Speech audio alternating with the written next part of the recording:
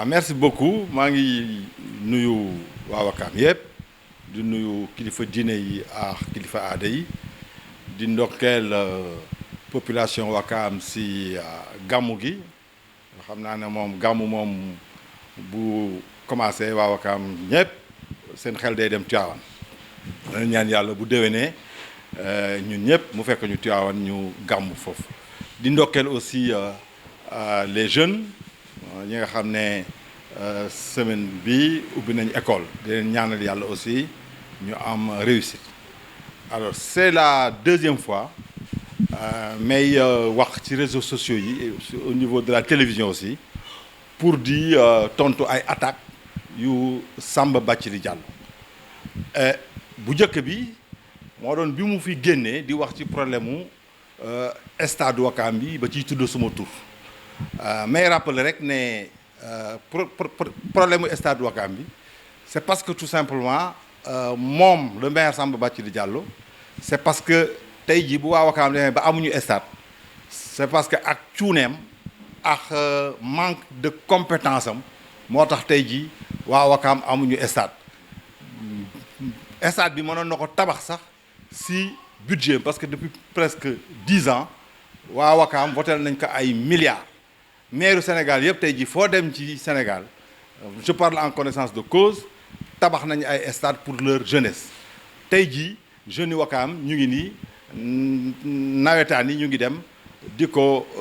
jouer si ay terrain yoo xam ne Ouakam ñoo moomu ko US Ouakam année bi yëpp ay matcham yëpp ay Pikine la doon dem di ko jouer ak yeneen terrain loolu yëpp parce que tout simplement xamul foon fu muy jaar xamul fu muy teg tànkam manque de compétence am moo tax waa Ouakam amuñu terrain beneen bi bërka démb dafa organiser tànnbéer si maireem dajale ay employés di ñu attaqué man maax Bile Gassama bi nga xam ne mooy coordonnateur alliance de la République nekk aussi coordonnateur Benno Bokk Yaakaar may rappeler tout simplement rek Samba Bathily Diallo di nga xamal ne ñun dañu bokk ci parti politique muy alliance de la République bokk aussi si Benno Bokk Yaakaar ñu organiser benn assemblée générale boo xam ne waa Benno Bokk Yaakaar yëpp ñoo fa teew plus de 15 partis politiques et des organisations de la société civile à ay mouvement de soutien ñu def suñu communiqué ne Samba Bathily Diallo bëgguñu ànd ak moom dans le cadre de Benno Bokk Yaakaar parce que bokkul Benno Bokk Yaakaar masul def dara loo xam ne wane na ne moom ci Benno Bokk Yaakaar la bokk alors donc ñu génn suñu communiqué daal di ko publier waaw barka déma ma dégg ko mu ne moom rek mooy nekk maire boo xam ne xamagul ban bannière lay demee mu ngi toog te fi mu jëm ñeme na ko waaw léegi bu fekkee ne moom fi mu jëm ñeme na ko mais na samp ndëndam altine bu xëyee suba altine na dem verser caution bu verser caution mais boobu ba léegi mu ngi nax ay militants lii tax versé gul caution parce que boobu ba léegi mu ngi daw si gannaaw bannière Benno Bokk Yaakaar lu ne mu ngi koy def su fekkee ne gëm na boppam ne am na bilan parce que defu fi dara Wakaam mais na samp ndëndam lu muy xaar pour annoncer samp ndëndam nee na moom parti Wakaam sama parti la moom wax na fii dem na géeju Wakaam bii lébu yi dajee foofu mu ne moom bokkul Benno Bokk Yaakaar jàppalewul président Macky Sall donc moom gëm na boppam bu fekkee dafa am bilan na taxawal boppam dëggal boppam loolu su ko defee moom xam na ne fi mu nekk nii waa Wakaam ñoo pare si moom parce que deful dara Wakaam presque 7 ans mu ngi fi yore mairie Wakaam amul bilan amul dara loo xam ne mën na wax ne tey jii lii moom moo ko def ci Wakaam et muy wax ne amul aussi kenn ku jàkkaarloo moom xam na ne man bi ma jàkkaarloo moom yàgg na xam na ne bu sampee ndëndëm dafay jéem a làqatu si coalition Benno Bokk Yaakaar fi mu nekk dafa bëgg a daw làqu te loolu nag duñ ko may bu sampee ndëndëm xam na ne dinañ ko duma ay duma yu leer nañ fi ci Wakaam waaw léegi beneen bi aussi mu taxaw boobu ba léegi dégg nga di xaar ñu wax ko dara li ma koy ñaan mooy su fekkee ne daal moom li muy wax dëgg la li muy wax wóolu na boppam lundi matin na dem déposer caution loolu lañ koy ñaan te mu xam ne moom bokkul Benno Bokk Yaakaar mais bile Gassama bi muy xas naa bile Gassama tekkiwul dara dégg nga mais moom bés bu jot mu oo bile Gassama ay 2 heures du matin la koy oo di ko saraxu pour que bile Gassama jàppale ko pour que mu mën a jël kii bi pour mu mën a jël bannière bi waaw loolu nga ne kooku tekkiwul dara bés bu jot nga di ko xas dama ne Samba maa ngi lay lancer un défi su fekkee ne yow gëm nga sa bopp nga ne tu as un bilan te yow xam nga ne waa Wakaam fi mu ne ni ñoom ñoo la bàyyi nga ne amul kenn ku sañ a taxaw fii ci Wakaam ne dafay lay défier nekk candidat dama ne yow xam nga ne am xar suñ ko jëloon teg ko mu nekk sa adversaire à Wakaam dina la dóor parce que Wakaam ñoo pare ci yow waa Wakaam ñoo pare ci yow yàgg na réunion bi nga def fan nga ko defee yaa ngi ko defee ci biir mairie bi yaa ngi nekk ci biir mairie bi daal di dajale say employé ñi nga xam ne da nga leen terroriser dégg nga ku ñëwul nga dàq ko taxaw foofu di wax lu la neex yow sañuloo daagu biir Wakaam parce que xam nga ne Wakaam defloo fi dara nit ñi ñoo pare ci yow ma lay xamal ne nag man duma sa moroom maax yow on ne boxe pas dans la même catégorie en 1991 quand j'ai commencé ma carrière comme enseignant à l'université Gaston Berger de Saint-Louis booba yaa ngi topp mbeddi Wakaam di lambari man duma sa moroom man je ne suis pas un professionnel de la politique yaa ngi dégg nga ne aussi Momar Gueye du nuyoo Momar Gueye ay 2000 francs lay maye man maax yow xam nga ne man maax yow duñ benn man ku ma xam-xam ne sama yar ak sama teggin lañ ma xamee man Wakaam mënuloo ternir sama image nga ne ay 2000 francs lay maye waaw même bu fekkee ne loolu la sax dëgg la mais 2000 francs yooyu mais sama salaire la maa ko moom maa ko liggéey man kenn mosuma jiiñ sàcc kenn mosuma woo dik kenn mosuma taxawal tribunal na ma yaa sàcc alalu diw yaa jaay terrain diw yaa jël alalu Wakaam luubal ko mosul am et j'ai géré des milliards dans ce pays là l'État du Sénégal m'a honoré bi may gérer ay milliards yow fan nga nekk waaw wolof Njaay nag dafa wax ne am na loo xam ne teraanga boo xam ne bu dabee yenn doomu aadama yi te séntuñu ko woon seen àdduna boo moytul dañuy dof yow foofu nga toll tey jii nga ne aussi Momar Gueye la def Wakaam man li ma def Wakaam yow en tant que maire di nga dund ba dee doo ko def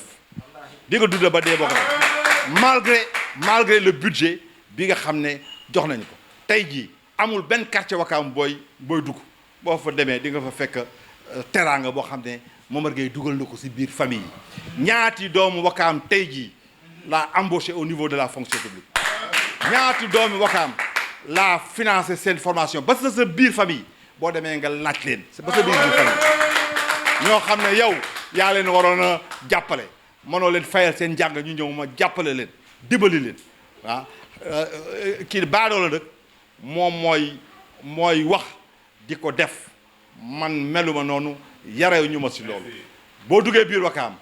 nga laajte ñaati doom aadama lañu yóbbu ci hôpitaux yi di leen fayal ay millions ñu faju ñaati doomu aadama la ñu jàppale kilifa diine yow xam nga ne maax yow dégg nga am na ay jamono ñoo doon daje ci tantu diine yi boobu ba léegi yow dematoo ci tantu diine yi xamuloo li xew ci dëkk bi parce que sañu loo ko teg parce que les Wakamois dañu génn ci yow dégg nga yow xamuloo sa bopp soo xamoon sa bopp di nga xam looy wax beneen affaire bi aussi ma dégg la nga ne di nga mobiliser ay centaines de gosses pour ñu taxaw di saaga yow loolu nga xam man kenn xamuma ay saaga waaw yow li nga def sax dafa ëpp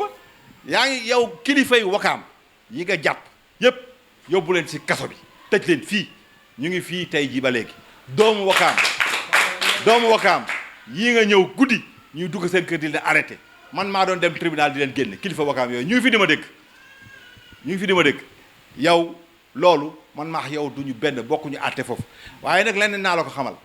nga ne dangay saaga dama bëgg a waxu biiram néeg nag laa lay wax dama bëgg balaa ngay saaga bu fekkee am nga ay bàjjen wala ay ndijaay yoo xam ne ñu ngi fi na nga dem nga laaj leen na nga leen laaj ndax yow Samba Bathily Diallo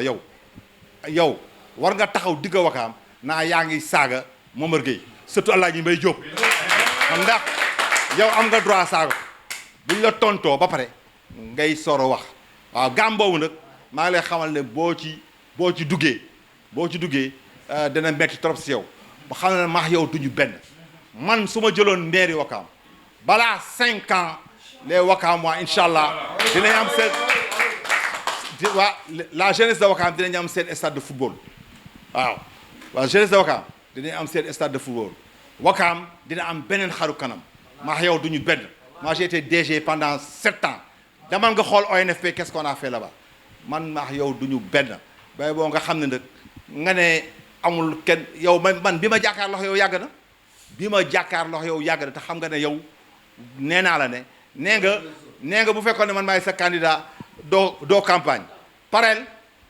parel man je te lance un défi bu fekkee ne gëm nga sa bopp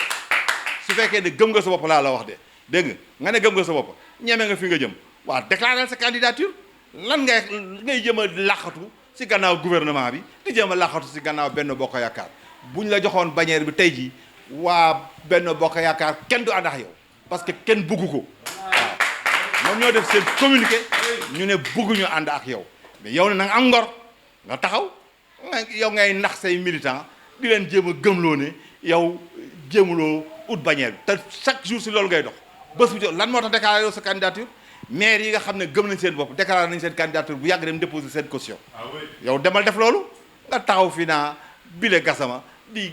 boo xam ne defu la dara nga naa da nga koy xas te guddi jot nga woo ko di ko saraxtu Samba yow xam nga ne man du ma sa morom du ma sa maas yaa ngi dégg et je te mets en garde encore une fois waaw def nga ko une première fois taxaw mais xam nga li mu la jural waaw dama lay xamal ne man Wakaam kenn du ma saaga waaw kenn du ma saaga waxuma sax Wakaam waaw dama jëlee la Wakaam Sénégal là moi je suis respecté dans ce village dans ce pays là respecté dans ce pays dégg nga yow wax naa la ne man kenn musuma mettre sous contrôle judiciaire nangu sa passeport na la doo génn dëkk bi loolu rek gàcce la loolu gàcce la en tant que autorité en tant que maire waaw donc ma lay wax léegi na nga delloo si sa xel di nee nga politique ñun ñëpp ay mbokk lañ politique c'est un débat d'idées bés ba ma oowee nag si débat d'idées dinaa la jàngal nan la ñuy yoree collectivité territoriale dinaa la jàngal nan la ñuy yoree collectivité territoriale parce que tey jii am na ay maires yoo xam ne tey jii boo demee ñu ngi mobiliser des centaines de milliards pour di drainer des investissements pour développer seen dëkk waaw loolu ñooñu ñoo waroon nekk sa royukaay mais yow ñu jox la depuis 10 ans tu as mobilisé plus de des dizaines de milliards lan nga fi def loo xam ne tey ji waa Wakaam mën nañ si def mën nañ si teg seen loxo amul dara loo fi def yow sañul yow su ma doon yow war nga rusa tey ji jàkkaar loxo waa Wakaam ne da ngay laaj waa man li ma lay conseiller sax d'ailleurs mooy nga retirer sa candidature léegi tout de suite parce que boo ko retiré wul waa Wakaam dinañ wax ak yow waa Wakaam dinañ la ridiculiser waaw waa Wakaam dinañ la ridiculiser parce que fi mu ne nii waa Wakaam pare nañ si yow et le défi que je te lance encore une fois bu fekkee ne yow li nga wax gëm nga ko foofu laay terminer sama kàddu mooy Samba nee nga fi nga jëm ñeme nga ko nee nga am nga bilan da nga samp sa ndënd waaw da nga samp sa ndënd nga xam ne nag ñun bi ñu paree jàkkaarloo yow yàgg na yow xam nga loolu moo tax nga taxaw naa dem ñu tudd dinañ la gagné incha allah à plate couture parce que waa Wakaam ñoo pare si yow waaw nee naa la mbote buñ ko sampoon ci digg Wakaam bu jàkkaarloo yow kooku dina la gagné waaw yow li ngay wax gëmuloo ko bàyyil nag sa militant yi ngay nax di leen jéem a gëmloo ne yow kat yaa ngi déglu dafa am ñooy xaar naa parti politique ay alliance la yow kan mooy soxla demax yow alliance personne kenn soxlawul demax yow alliance donc vraiment loolu laa bëggoon wax di remercier vraiment toute la population de Ouakam di ñaan yàlla vraiment ñu jéggal ma parce que bëgguma woon sax di tontu tax yow parce que vraiment jaruloo ko jaruloo may mobiliser taxaw di wax mais nag boo jëlee sa télévision mobiliser taxaw mu wër àdduna bi yëpp moo tax tey jii ma jël sama droit de réponse pour tontu la maa ngi leen di gërëm di leen sant merci beaucoup.